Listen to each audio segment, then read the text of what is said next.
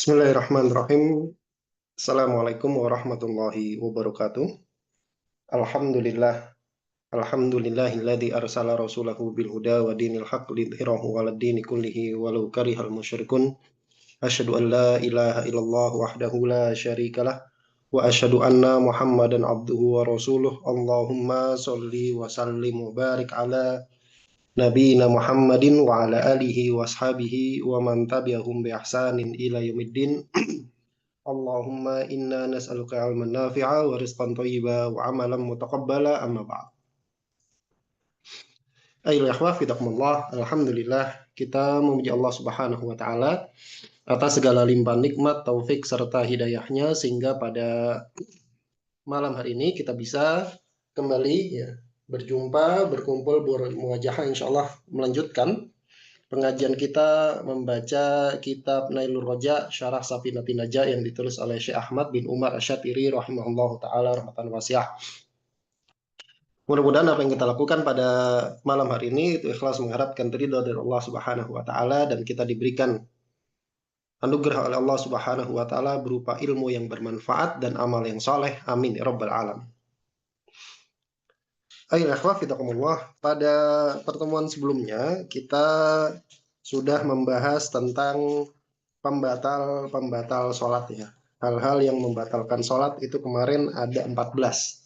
Nah, sekarang kita masuk pada pasal yang baru, yaitu pembahasan seputar sholat yang wajib berniat sebagai imam, gitu ya. Sholat yang wajib berniat dengan iktidak atau berjamaah. Kita lihat di sini Bismillahirrahmanirrahim. Qala al-musannifu rahimahullahu taala rahmatan wasi'ah wa nafa'ana bi ulumihi fi darni amin. Berkata penulis Allah, faslun pasal walladzi talzamu fihi niyatul imamati arbaun. Ya. Salat-salat yang wajib pada salat tersebut untuk berniat jadi imam itu ada 4. Ada 4 salat. T. Sebelum dilanjut, ya, sebentar.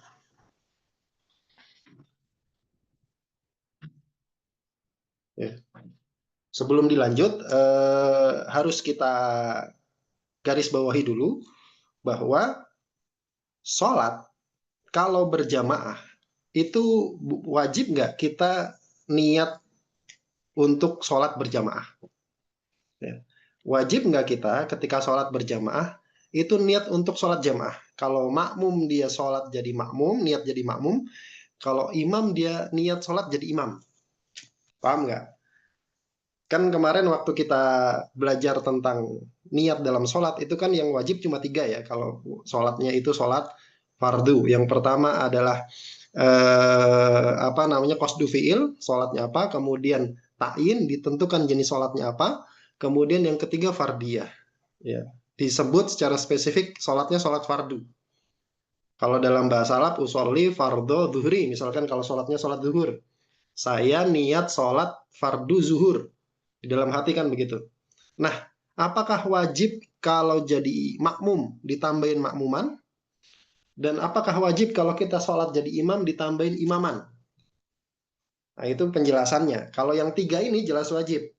Apa namanya? Qasdu fi'il, ibadahnya apa? Kemudian ta'yin, jenis sholatnya apa? Kemudian yang ketiga fardiyah. Ya.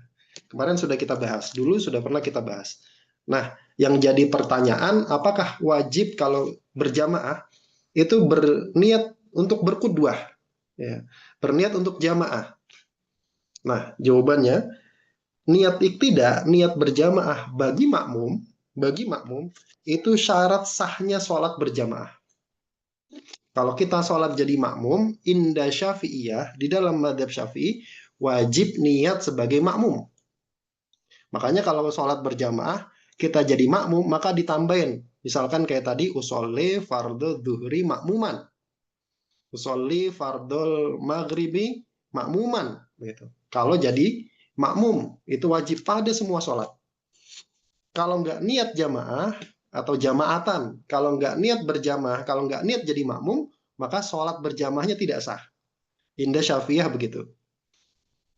Nah, kalau pada imam, itu sholat niat jadi imam itu sunnah. Misalkan kita mengimami orang dalam sholat maghrib misalkan, maka kita tidak wajib untuk niat jadi imam.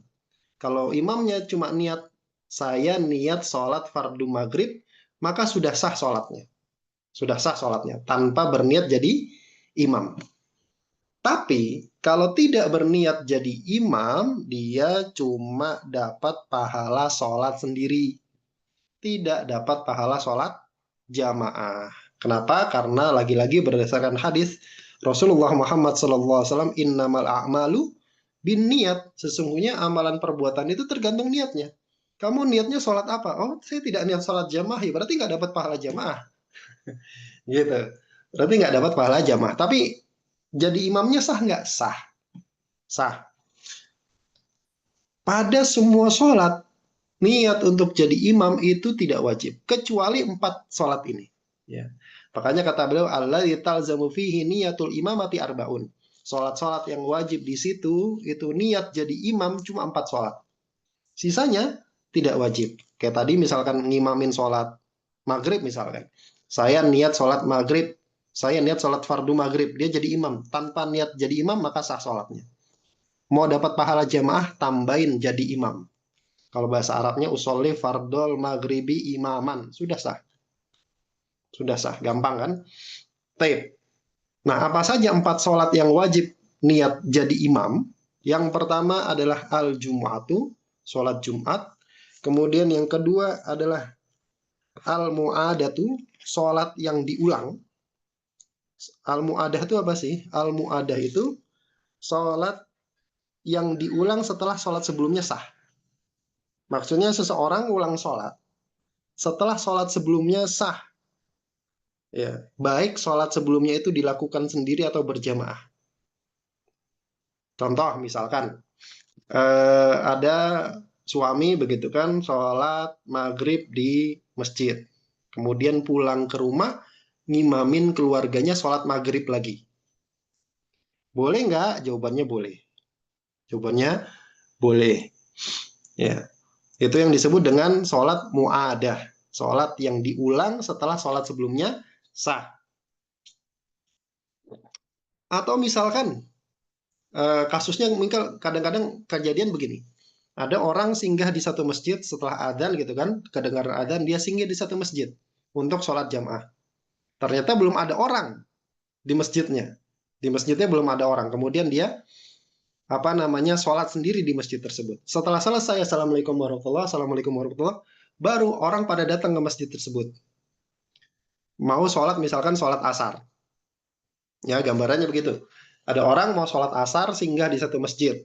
Kemudian ternyata masjidnya belum melaksanakan sholat. Ya. Jamaahnya belum pada datang. Jamaahnya belum ada yang datang. Terus dia sholat sendiri di masjid tersebut, sholat asar sendiri. Setelah selesai sholat, ternyata jamaah kampung situ baru pada datang. Nah dia pengen dapat pahala jamaah. Boleh nggak dia sholat lagi sholat asar? Jawabannya boleh. Itu disebut dengan sholat al-mu'adah. Nah sholat mu'adah ini wajib dilakukan berjamaah. Jadi sholat, kalau antum mengulang sholat yang sudah antum lakukan sah, maka sholat yang kedua itu wajib dilakukan berjamaah. Sholat yang kedua wajib dilakukan berjamaah. Jadi paham ya? Kemudian yang ketiga, wal manduratu jamaatan. Sholat yang dinadarkan untuk dilakukan berjamaah. Kemudian yang keempat, al-muqaddamatu fil matori. Sholat yang dijamak-jamak takdim karena sebab hujan.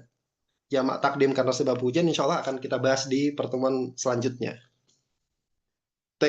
Kenapa 4 sholat ini wajib niat jadi imam? Kalau dia ngimamin, jawabannya karena 4 sholat ini, sholat Jumat, sholat yang diulang karena setelah sholat sebelumnya sah, sholat yang dinadarkan berjamaah, dan sholat yang jamak takdim karena hujan, 4 jenis sholat ini wajib dilakukan berjamaah. 4 jenis sholat ini wajib dilakukan berjamaah. Sisa sholatnya tidak wajib dilakukan berjamaah. Ya, tidak wajib dilakukan berjamaah. Kita lihat. Maknanya, annalladzi yajibu 'alal imami niyatul imamati mal ihrami bihi minas sholawati bahwasanya sholat yang wajib atas imam untuk berniat jadi imam ketika bareng dengan takbiratul ihram, ya. Jadi sholat yang wajib bagi imam berniat jadi imam dibarengi dengan takbiratul ihram. Ketika berbarengan dengan takbiratul ihram itu arbaun, ada 4 jenis sholat. Yang pertama adalah al-jumu'atu, sholat Jumat. Sholat Jumat wajib berjamaah. Kalau sholatnya sendirian maka nggak sah. Makanya kalau antum sholat Jumat jadi imam, maka wajib niat jadi imam. Saya niat sholat Jumat jadi imam. Gitu. Kemudian yang kedua al-mu'adatu, wal mu'adatu, sholat yang diulang. Setelah sholat sebelumnya sah. Nah, sholat yang diulang kedua kalinya setelah sholat sebelumnya sah, sholat fardu sebelumnya sah, ini wajib dilakukan berjamaah. Wajib dilakukan berjamaah. Kalau tidak dilakukan berjamaah maka tidak sah. Dan sah jadi sholat sunnah mutlak gitu ya. Dia sahnya sebagai sholat sunnah mutlak, tapi tidak sah sebagai sholat yang diulang. Contohnya kayak tadi, setelah sholat di masjid, kemudian pulang ke rumah mau ngimamin keluarganya, boleh nggak? Boleh. Asalkan dia jadi imam. Asalkan sholatnya berjamaah, bukan jadi imam. Asalkan sholatnya berjamaah. Asalkan sholatnya berjamaah. Kalau sholatnya sendiri maka tidak sah. Atau kayak tadi, misalkan ada orang singgah di satu masjid, mau sholat asar misalkan. Biasanya yang jarang ada jamaahnya itu sholat asar. Singgah di satu masjid, azan asar, dia masuk, masjidnya belum ada orang gitu kan. Terus dia sholat sendiri, sholat asar. Setelah selesai, jamaahnya baru pada datang. Jamaahnya baru pada datang. Terus dia pengen ngulang sholat bareng jamaah itu, boleh nggak? Boleh, asalkan dilakukan berjamaah. Kalau dia nanti didapuk jadi imam, gitu, disuruh jadi imam, udah mas ngimamin aja gitu kan, misalkan gara-gara misalkan pakai gamis jenggotnya panjang begitu kan, biasanya disuruh jadi imam tuh di kamu udah pak imamin imamin gitu kan. Terus dia niat dia sholat jadi imam, maka ketika sholat dia wajib niat sebagai imam. Kemudian wal manduratu jama'atuha, dan sholat yang dinadarkan secara berjamaah. Nah ini jelas. Misalkan ada orang saya nadar untuk sholat maghrib berjamaah misalkan. Maka dia wajib untuk melaksanakan maghribnya dengan berjamaah. Kalau dia jadi imam, maka wajib dia niat sebagai imam supaya sholat jamaahnya sah. Kemudian yang keempat wal majmu'atu bil matori, ya, jam'u takdimin atau jam'a takdimin. Dan sholat berjamaah, sholat yang dijamak karena sebab hujan, jamaknya jamak takdim. Insya Allah nanti ini akan ada pembahasan tersendiri seputar sholat jamak karena hujan. Ya. Kalau dia jadi imam maka wajib untuk niat imaman, niat jadi imam. Kemudian kata beliau, falau tarokaha fiha lam tasihha sholatuhu. Seandainya dia meninggalkan niat imamah fiha dalam 4 sholat tadi, ya, saya ulangi ya, falau tarokaha fiha, seandainya dia meninggalkan apa yang ditinggal, niat jadi imam fiha pada 4 sholat tadi, lam tasihha sholatuhu, maka sholatnya tidak sah. Illal mandurota, kecuali sholat yang dinadarkan. Fa innaha tan akidu furoda, maka sah sebagai sholat munfarid, sholat sendiri, wayak samu, dan dia berdosa. Kemudian kata beliau, wala tajibu niyatul imamati fi siwa hadil arba'ati, dan tidak wajib niat jadi imam pada selain sholat yang 4 ini. Lakin akan tetapi labudda minha, harus harus dengan niat jadi imam lihusuli fadilatil jamaah, supaya mendapatkan fadilah sholat jamaah. Tadi yang sempat saya bilang, kalau ada orang sholat selain sholat yang 4 tadi, terus dia jadi imam. Terus dia niat sholatnya tanpa niat jadi imam. Maka sholatnya sah, tapi nggak dapat pahala jamaah. Gimana caranya supaya dapat pahala jamaah? Wajib berniat jadi imam. Ketika takbir Allahu Akbar, dia niatkan jadi imam. Dia niatkan jadi imam. Kalau tidak, maka sah sholatnya sebagai sholat sendiri. Ya, berdasarkan tadi sabda Nabi, innamal a'malu bin niat. Hanyalah amal perbuatan itu bergantung dengan niatnya. Dia tidak niatkan jadi imam, ya tidak dapat pahala jadi imam. Kemudian kata beliau, falau nawaha fi asna'iha hasolat lahu min hinin niyati faqat. Seandainya dia meniatkan jadi imam, hani jadi imam. Seandainya dia orang yang sholat tersebut meniatkan jadi imam fi asna'iha, di tengah-tengah sholatnya, tidak dari awal, di tengah-tengah sholatnya, hasolat lahu, maka dia dapat pahala jamaah min hinin niyati faqat, dari sejak niat jadi imam saja, tidak dari awal sholat. Misal ada orang lagi sholat Allahu Akbar jadi imam, dia sholat jadi imam Allahu Akbar, awal takbir dia nggak niat jadi imam, terus begitu di rakaat kedua teringat dia, oh iya saya pengen dapat pahala jamaah, di rakaat kedua baru dia niatkan jadi imam. Boleh nggak? Jawabannya boleh. Jawabannya boleh. Tapi dia cuma dapat pahala jadi imam dari rakaat kedua ke belakang. Rakaat pertama tidak dapat pahala jamaah. Dihitung sholatnya sholat sendiri. Gitu juga apa namanya? Misalkan ada orang sholat, kemudian di tengah-tengah sholatnya ada yang nepok gitu. Ah, sering kejadian ya. Nah, apakah sholatnya sah? Jawabannya sholatnya sah.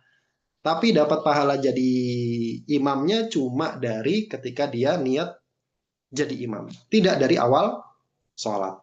Sudah dipahami ya? Taib. Ini tentang niat jamaah.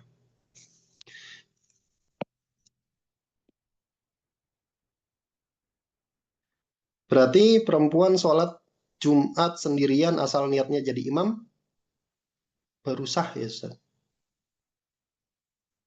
Perempuan sholat Jumat sendirian. Perempuan nggak bisa sholat Jumat sendirian ya. Sholat Jumat itu nggak bisa sendirian. Sholat Jumat itu tidak bisa sendirian. Ya. Taib. Kita lanjut. Faslun. Kata beliau pasal syurutul qudwati ahada asyara. Syarat sah sholat berjamaah itu ada 11. Apa itu qudwah? Qudwah itu rabtul musolli sholatahu bisolati ghairihi. Ya, seorang mengikatkan sholatnya, mengaitkan sholatnya dengan sholat orang lain. Itu disebut dengan qudwah. Seseorang sholat, seseorang mengaitkan sholatnya dengan sholat orang lain. Itu disebut dengan qudwah, atau bahasa kita bermakmum. Bermakmum dengan orang lain. Nah, bermakmum dengan orang lain itu ada syaratnya supaya sah. Kita nggak asal main jadikan seseorang itu imam gitu ya. Itu harus ada syaratnya supaya sholat jamaahnya itu sah. Bisa dipahami ya? Jadi ini konteksnya adalah kita jadi makmum, kemudian kita mengangkat orang lain jadi imam. Supaya sholat kita sah, bermakmum dengan orang lain, syaratnya ada 11. Maknanya, anna syurutal lati tushtaratu li sihhati qudwatil ma'mumi bil imami ahada asyara. Maknanya syarat-syarat yang disyaratkan supaya sah berkudwahnya seorang makmum, ya, bermakmumnya seorang makmum terhadap imam itu ada 11. Itu ada 11. Apa saja? Yang pertama, syarat yang pertama adalah Allah ya'lama butlana sholati imamihi bihadatsin au ghairihi. Syarat yang pertama adalah si makmum tidak mengetahui batalnya sholatnya imamnya dengan sebab hadas atau selain hadas. Ya. Jadi si makmum itu tidak mengetahui sholat imamnya batal. Berarti kalau tahu, maka sholat si makmum tidak sah. Sholat si makmum tidak sah. Kata beliau maknanya annal awwala min syuruti sihhatil qudwati. Syarat sah berkudwah, syarat sah bermakmum dengan orang lain yang pertama adalah alla ya'lamal makmumu butlana sholatil imami. Yaitu si makmum tidak mengetahui batalnya sholatnya si imam. Tidak mengetahui batalnya sholatnya si imam. Bimattafaqa ala butlanis sholati bihi. Dengan sesuatu yang yang imam dan makmum sepakat atas kebatalnya sebuah sholat. Contohnya apa? Kal hadathi wal kufri. Contohnya hadas atau kekafiran. Kalau kita tahu imamnya orang kafir, orang musyrik misalkan, maka nggak sah sholat kita. Tapi kalau kita nggak tahu, maka sah. Maksudnya gini, misalkan kita nggak tahu nih, oh ternyata imamnya itu orang yang suka masang sesajen misalkan, orang yang dukun misalkan. Sah nggak kita bermakmum dengan orang musyrik? Jawabannya nggak sah kan gitu kan. Tapi kalau kita nggak tahu, sholatnya sah? Sah. Kalau tahu, sholatnya tidak sah. Atau hadas. Misalkan kita tahu di tengah-tengah sholat imamnya kentut misalkan. Imamnya kentut. Yang disepakati dua-duanya ya oleh makmum dan imam itu batalnya. Artinya ini sesuatu pembatal yang disepakati. Orang-orang sepakat kalau itu adalah pembatal sholat. Maka nggak sah. Kayak hadas. Lagi tengah-tengah sholat, imamnya kentut misalkan. Imamnya kentut. Kita tahu imamnya kentut, terus kita lanjutin. Sah nggak sholat kita? Jawabannya nggak sah. Tapi kalau kita nggak tahu, misalkan jauh gitu kan, kita di saf 4 misalkan. Imamnya kentutnya nggak bersuara. Gitu. Udah gitu nggak bau. Maka sah nggak sholatnya si makmum? Jawabannya sah. Kenapa? Karena nggak tahu. Kemudian kata beliau, wakal ilmi bil butlani i'tiqaduhu dzalika. Dan yang sama hukumnya dengan tahu batalnya sholatnya imam adalah meyakini batalnya sholatnya si imam. Ini yang satu hukum. Kalau tadi tahu nih, oh imamnya orang musyrik, orang kafir, maka nggak sah sholatnya si makmum. Oh imamnya kentut di tengah-tengah sholat, nggak wudhu, imamnya nggak wudhu, ya kita nggak sah bermakmum dengan dia. Itu tahu. Nah sekarang yang hukumnya sama seperti tahu adalah meyakini kalau sholatnya si imam batal. Wa illam yukam bibutlaniha. Meskipun tidak dijazm, tidak dipastikan, tidak dihukumi bahwasanya sholatnya si imam itu batal. Meskipun tidak dihukumi, maksudnya tidak dijazm, tidak ditegaskan bahwasanya sholatnya si imam batal. Contohnya gimana? Ini harus ada gambarannya. Contohnya kamujtahidaini ijtihadan fil kiblati. Contohnya seperti dua orang yang berijtihad dalam arah kiblat. Ini kasusnya begini. Ini harus apa namanya?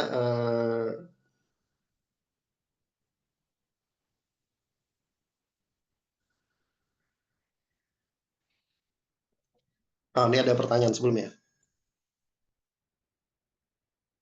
Katanya dulu di Afrika pernah ada nonis nyamar jadi ustadz, kemudian bertahun-tahun ngimamin pas sudah selesai tugasnya dia pulang kampung kemudian ya ini Anda pernah dengar ya, itu kayaknya kalau nggak salah yang cerita itu Syekh Amir Bahjat ya. Syekh Amir Bahjat apa Syekh Syekh Kamali ya. Lupa antara itu. Ya kalau kalau kita tahu kemudian sholatnya si imam itu batal, maka kita kodok. Karena kenapa? Karena setelah itu kita jadi tahu. Itu imam kurang ajar itu ya. Jadi kalau misalkan kasusnya begitu gimana? Iya, kita harus kodok. Kenapa? Karena setelah itu kita tahu. Ya. Kemudian kalau imamnya terbuka auratnya saat ruku atau sujud, apakah makmum wajib memberitahu imam? Wajib nggak? Wallahu alam. Tapi kalau kita tahu imamnya tersingkap auratnya, sholatnya imam batal. Sholatnya imam batal. Kemarin salah satu pembatal sholat adalah tersingkapnya aurat. Tersingkapnya aurat. Dan yang dimaafkan di dalam madhab Syafi'i itu tersingkap karena angin atau melorot atau yang lainnya. Bukan karena perbuatan dia. Kalau karena perbuatan dia tidak dimaafkan, langsung batal. Misalkan kayak tadi, lagi sholat kemudian misalkan bajunya pendek ya, misalkan baju pendek, kemudian ketika ruku atau sujud ketarik. Nah, itu kan gara-gara perbuatan dia. Itu langsung batal kalau dalam madhab Syafi'i. Kenapa? Karena itu perbuatan dia. Kecuali kalau terbuka karena angin atau karena faktor luar, maka itu baru dimaafkan. Jadi kalau langsung ditutup, maka apa namanya sholatnya sah. Kalau langsung ditutup sholatnya sah. Kalau modelnya kayak gitu langsung batal. Dah apa namanya batalin aja. Kita niat jadi sholat sendiri, gitu ya. Tep, kita lanjut. Yang hukumnya sama seperti tahu batalnya imam adalah meyakini batalnya imam, tapi meskipun tidak kita hukumi secara tegas dia sholatnya batal. Contohnya gimana? Ka mujtahidaini istihadan fil kiblah. Contohnya ada orang yang beristihad dalam arah kiblat. Dua orang yang beristihad dalam arah kiblat. Oke, barakallahu misalkan ada orang jalan-jalan ke hutan gitu atau ke gunung, ke hutan atau ke gunung. Kemudian di tengah hutan, di tengah gunung datang waktu sholat. Syarat sah sholat itu adalah menghadap kiblat. Terus dia nggak bawa kompas misalkan. Kalau nggak bawa kompas wajib istihad. Wajib istihad artinya wajib bersungguh-sungguh mencari arah kiblat. Kalau tidak didahului dengan bersungguh-sungguh mencari arah kiblat, terus dia main sholat aja, nggak pakai nyari dulu, misalkan lihat matahari, pokoknya lihat tanda-tanda, dia main sholat aja tanpa istihad arah kiblat, maka sholatnya tidak sah meskipun ternyata sholatnya beneran ngadap kiblat. Ya. Kenapa? Karena menghadap kiblat itu syarat sah sholat. Syarat sah sholat itu harus dilakukan dalam keadaan tahu atau dzon. Atau dzon. Maka kalau ada orang sholat tanpa istihad, dia nggak tahu arah kiblat, kemudian dia main sholat aja tanpa istihad, maka sholatnya tidak sah. Nah, kasusnya ini dua orang misalkan main ke hutan, jalan-jalan, kemudian datang waktu sholat, dan mereka dua orang ini nggak tahu arah kiblat. Kemudian dua-duanya berusaha untuk nyari arah kiblat. Setelah berusaha mencari, hasilnya beda. Si A ngomong, oh arah kiblat ke sana. Si B ngomong, enggak ke sana. Enggak ke sana. Yang satu ngomong ke sana, yang satu ngomong ke sana, yang satu ngomong ke sana. Misalkan begitu. Misalkan begitu. Nah, dua orang ini nggak boleh saling mengimami. Nggak boleh saling mengimami. Kenapa? Karena masing-masing meyakini bahwasanya sholatnya masing-masing tidak sah. Si A meyakini kiblat itu ke sana. Kalau ke sana berarti sah nggak? Sholatnya nggak sah. Berarti menurut si A, si B ini sholatnya nggak sah.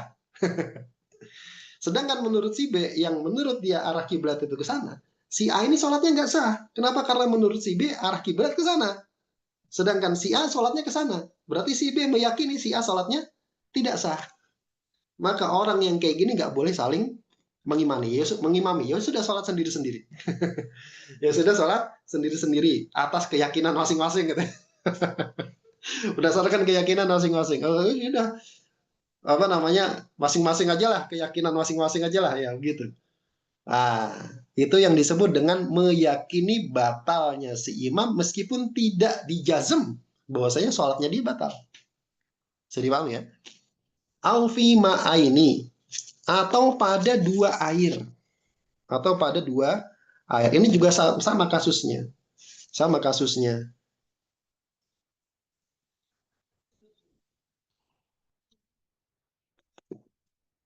Atau pada dua arah atau pada dua air. Ini juga sama kasusnya. Misalkan begini. Ini disebutkan di Minhajul Thalibin. Ini sebenarnya kasus yang sudah agak mendalam gitu ya. Tapi disebutkan di Safina. Ada dua orang, kalau zaman dulu kan air jarang ya, nggak kayak sekarang. Ada dua orang punya dua bejana isi air. Ada dua orang punya dua bejana isi air. Airnya ini ya pokoknya ada dua wadah isi air. Terus disimpan sama dia. Disimpan. Nah, terus ada anjing minum dari salah satu dari dua bejana tadi. Salah satu dari dua bejana ini misalkan ada anjing minum. Ini minum, terus dua orang ini tahu ada anjing minum dari dua bejana ini. Tapi setelah itu mereka lupa bejana yang mana yang diminum sama anjing. Wadah mana yang diminum sama anjing. Mereka lupa. Wah, yang mana ya?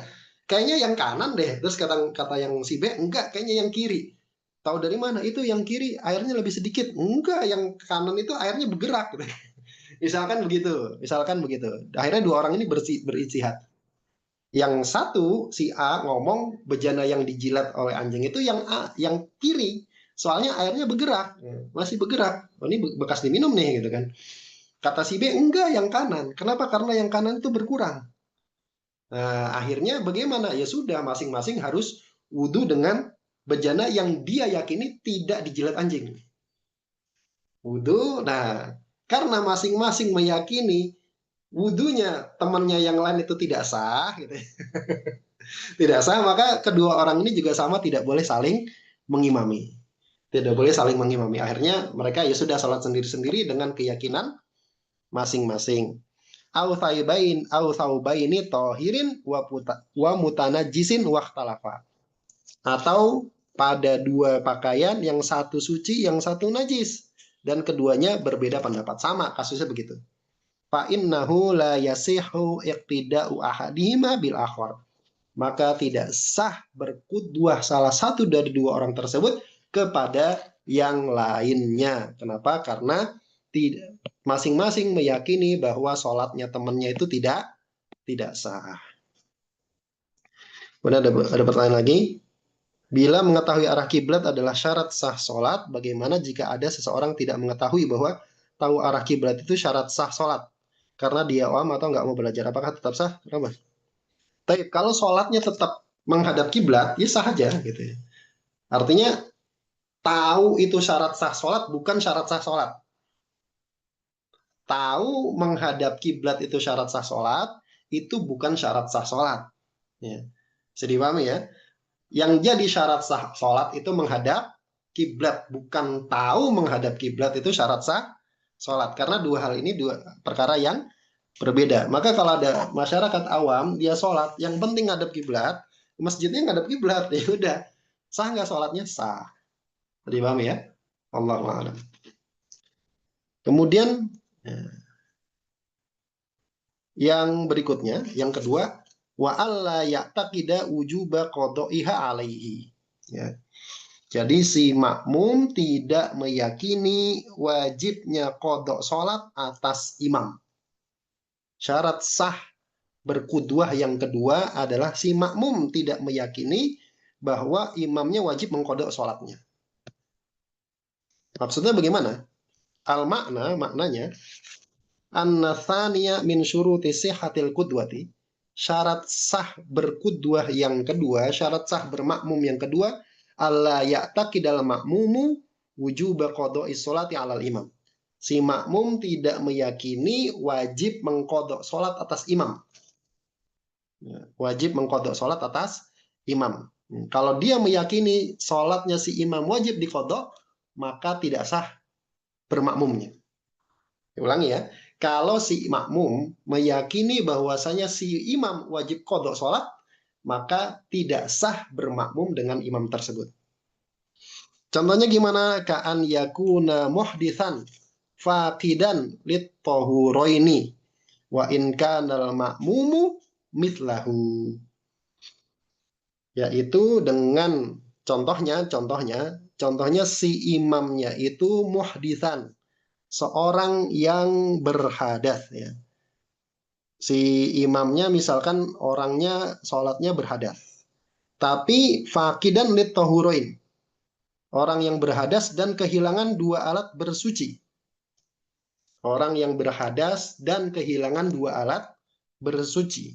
Ingat pernah kita sampaikan kalau ada orang tidak mendapati dua alat bersuci, tidak dapat air, tidak dapat debu. Tidak dapat air, tidak dapat debu. Kalau zaman dulu itu digambarkan dengan orang yang misalkan ditahan di penjara dari besi misalkan. Dan nggak ada debu, nggak ada air dan nggak ada debu. Kalau zaman sekarang mungkin yang sering saya kasih contoh adalah tenaga medis waktu zaman COVID pakai APD. Dia tidak bisa mengambil air dan tidak bisa bertayamum dengan debu. Nah, bagaimana sholatnya? Maka sholat apa adanya. Disebut dengan sholat dihormatil waktu. Disebut dengan sholat dihormatil waktu. Tapi wajib kodok nanti kalau sudah dapat air atau debu. Tapi wajib kodok. Sholatnya sah tapi wajib diulang. Sholatnya sah tapi wajib dikodok. Nah, kalau imamnya kayak gini, kalau imamnya faqidu tahuroin, maka tidak sah bermakmum dengan dia. Wa in kanal makmumi mislahu. Meskipun si makmum sama kondisinya seperti imam, sama-sama faqidu tahuroin. Maka misalkan kayak tadi, ada tenaga medis zaman COVID misalkan, kemudian pakai APD, sama-sama pakai APD, kemudian sama-sama nggak bisa wudhu dan sama-sama nggak bisa tayamum. Maka bagaimana sholatnya? Sholat apa adanya. Sholat apa adanya, sholatnya sah, tapi nanti setelah selesai shift, dia wajib mengulang sholatnya. Dia wajib mengulang sholatnya. Dan tidak bisa saling mengimami. Tidak bisa saling mengimami. Kenapa? Karena masing-masing meyakini bahwasanya sholatnya dia wajib dikodok. Sholatnya wajib dikodok. Bisa dipahami ya? Begitu. Wallahu ta'ala alam bisawab. Insya Allah pada pertemuan selanjutnya kita akan lanjutkan. Masih banyak begitu ya, belum kebaca karena ada 11, kita baru baca 2, itu masih ada 9 berarti. Insyaallah kita lanjutkan di pertemuan berikutnya. Subhanakallahumma bihamdika asyhadu an la ilaha illa anta astaghfiruka wa atubu ilaik.